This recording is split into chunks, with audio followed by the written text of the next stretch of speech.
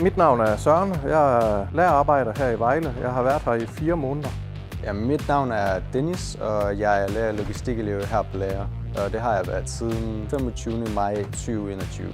Hej, jeg hedder Jonas, og jeg er lærermedarbejder. En typisk arbejdsdag er, at man starter op om morgenen med, at man får et pluk udskrevet fra computeren, som man plukker til de respektive kunder. Jeg synes, miljøet blandt kollegaerne er helt klart den hyggeligste og varmeste, man kan ønske sig, og jeg følte mig velkommen med det samme, efter jeg startede.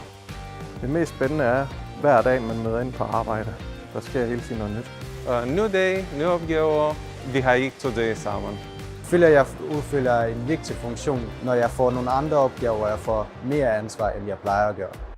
Jeg synes, nye kollegaer skal vide, at de bliver taget godt imod og får en god, spændende oplæring.